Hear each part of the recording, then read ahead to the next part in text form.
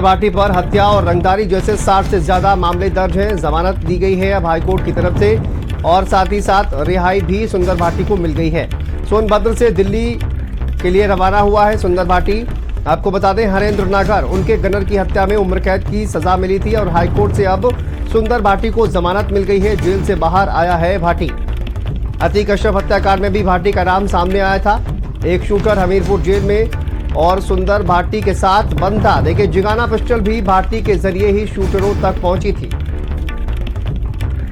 तो सुंदर भाटी को जमानत दी गई है। हाईकोर्ट से 60 से ज्यादा मुकदमे दर्ज हैं। लखनऊ में अजीत हत्याकांड में भाटी के शूटर पकड़े गए थे। अजीत हत्याकांड में जिगाना पिस्टल का इस्तेमाल हुआ था। साथ साथ देखिए, लॉरेंस गैंग से भी सुंदर भाटी के करीबी रिश्ते बताए जाते हैं और अजीत सिंह हत्याकांड में दोनों ही गैंग के शूटर शामिल थे।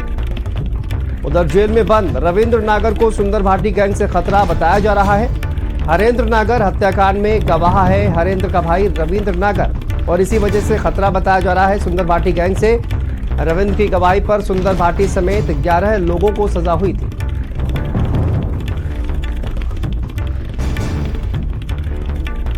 तो कुख्यात गैंगस्टर सुंदर भाटी को हाईकोर्ट से जमानत दी गई है। लखनऊ से ये बड़ी खबर इस वक्त सामने आ रही है। सुंदर भाटी पर हत्या, रंगदारी जैसे 60 से ज्यादा केस दर्ज है।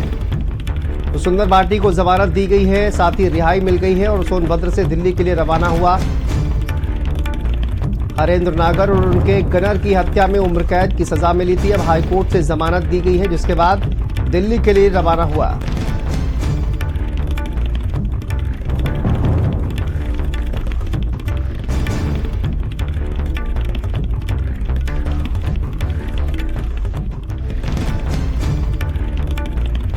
लखनऊ से बड़ी खबर सामने आ रही है, जहां पर देखिए सुंदर भाटी को हाईकोर्ट से जमानत दी गई है। कुख्यात गैंगस्टर सुंदर भाटी को हाईकोर्ट से जमानत दी गई है।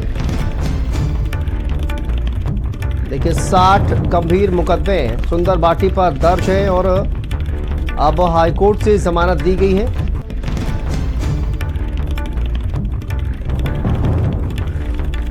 सोनभद्र से दिल्ली के लिए रवाना हुआ सुंदर भाटी। हरेंद्र नागर हत्याकांड में सजा हुई थी और जिसके बाद अब हाईकोर्ट से जमानत दी गई है। रविंद्र की गवाही पर सुंदर समेत 11 लोगों को हुई थी सजा। तो हाईकोर्ट से जमानत दी गई है। कुख्यात गैंगस्टर सुंदर भाटी को हत्या, रंगदारी जैसे 60 से ज्यादा केस सुंदर भाटी पर दर्ज हैं और अब जमानत हाईकोर्ट की तरफ से दी गई है, जिसके बाद रिहाई मिलते ही सोनभद्र से दिल्ली के लिए रवाना हुआ। हरेंद्र नागर और उनके गनर की हत्या में उम्र कैद की सजा दी गई थी।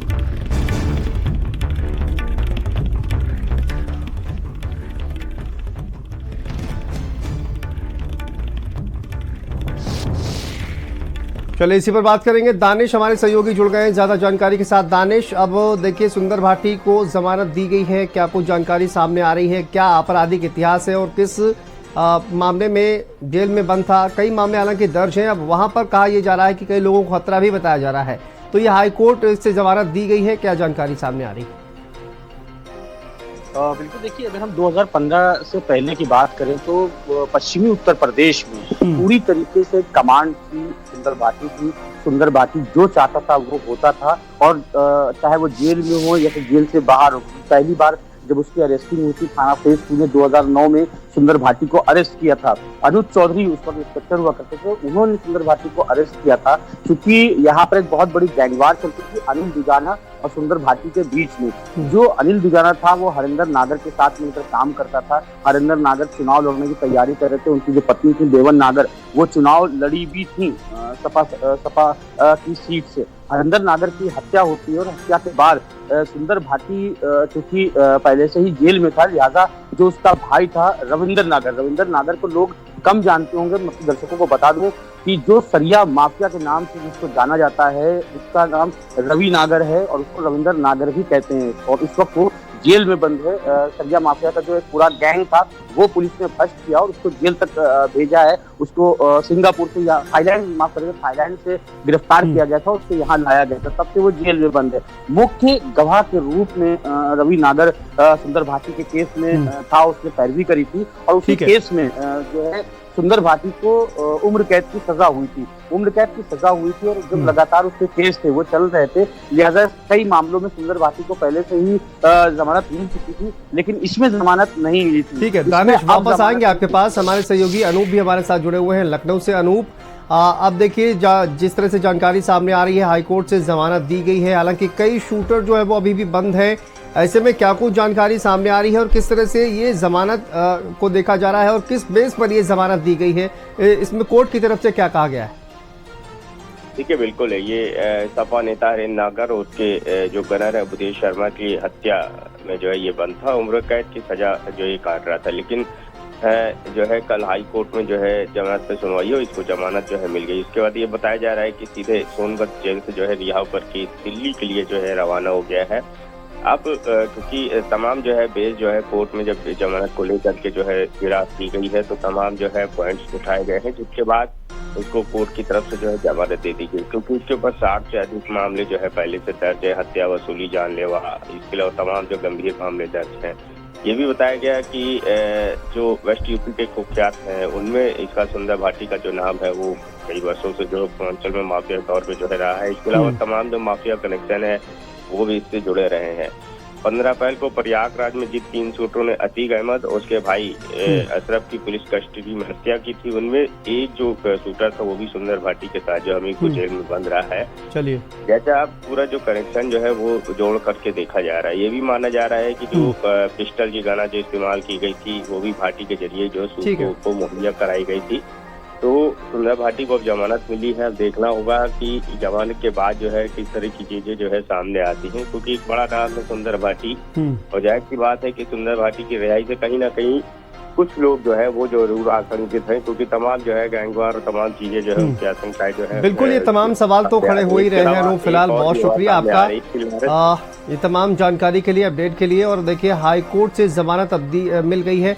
दानिश हमारे सहयोगी लगातार हमारे साथ जुड़े हुए हैं। दानिश, लॉरेंस गैंग से भी कहा जा रहा है कि करीबी रिश्ते हैं और कई अतीक अहमद का जो पूरा एक जो कांड हुआ था उसमें भी कहा यह जा रहा है कि सुंदर भाटी गैंग का हाथ कहीं ना कहीं था। तो ये जो तमाम कनेक्शन है, इन सब के बावजूद भी अब हाई कोर्ट से जमानत दी गई है। किस बेस पर जमानत दी गई है, हालांकि ये बात तो अभी तक स्पष्ट नहीं हो पाई है, लेकिन हाई कोर्ट से जमानत दी गई है। 60 से ज्यादा जो मामले हैं वो दर्ज है और कई अंतर्राष्ट्रीय स्तर के जो गैंग है, लॉरेंस गैंग जिस तरह का है, उससे भी इसके करीबी रिश्ते बताए जा रहे हैं। बिल्कुल, देखिए इसमें कोई दो राय नहीं है कि हाँ सुंदर भाटी एक कुख्यात और बड़ा अपराधी, बड़ा गैंगस्टर है। हालांकि जमानत कोर्ट में जाहिर सी बात है वकील लगा होगा, वकील ने दलीलें पेश करी होंगी, कोर्ट ने उन दलीलों को देखते हुए जमानत दी होगी, क्योंकि इस वक्त जिस मामले में जमानत मिली है उस मामले की जो पैरवी कर रहा था वो रवि नागर कर रहा था। पिछले 3 महीने से रवि नागर जेल में बंद है, लिहाजा हम ये कह सकते हैं कि पैरवी हो सकता है कि ढीली पड़ी हो, क्योंकि मुख्य गवाहों के रूप में है रवि नागर, इस वजह से उसको जमानत मिल गई हो। लॉरेंस बिश्नोई गैंग से जुड़े होने की बात 2009 में भी सामने आई थी कि हाँ कि ये लॉरेंस माफ करिएगा कि जो दिल्ली के गैंग है उसके साथ सुंदर भाटी मिलकर काम करता है। कि लॉरेंस बिश्नोई गैंग जब पनपा है तो उस वक्त भी सुंदर भाटी का नाम था, और इस वक्त अगर पश्चिम यूपी की बात करें तो 2 ही गैंग जाने जाते थे, सुंदर भाटी गैंग और अनिल दुजाना गैंग। अभी कुछ दिन पहले अनिल दुजाना को एक इनकाउंटर में एसटीएफ ने ढेर कर दिया, लिहाजा नाम बचता है सिर्फ सुंदर भाटी का।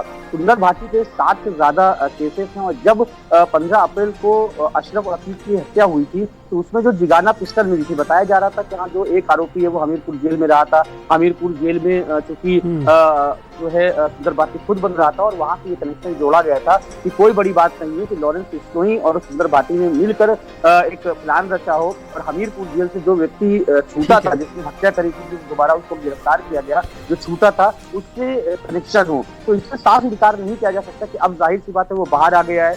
पश्चिमी उत्तर प्रदेश का एक बड़ा नाम है, बताया जा रहा है वाराणसी से दिल्ली आया है, जो लॉरेंस बिश्नोई इस वक्त चर्चा में है और उसका एक बड़ा गैंग है, बड़े उसके जो लोग हैं वो जगह जगह फैले हुए हैं। ऐसे में एक अपना साम्राज्य दोबारा से स्थापित करना, क्योंकि 2 लोग थे, अनिल दुजाना, सुंदर भाटी, और अब सिर्फ अकेले सुंदर भाटी बचा हुआ है। अब सुंदर भाटी लॉरेंस बिश्नोई का अगर करीबी है या फिर ये कहें कि हाँ उसके साथ मिलकर काम करता है तो उसके लिए बड़ा आसान होगा पश्चिमी यूपी में अकेले दम पर राज करना। बिल्कुल, बहुत सारे सवाल खड़े हो रहे हैं कहीं ना कहीं। दानिश, बहुत शुक्रिया आपका फिलहाल इस तमाम जानकारी के लिए। चलिए आगे बढ़ते हैं। मुख्यमंत्री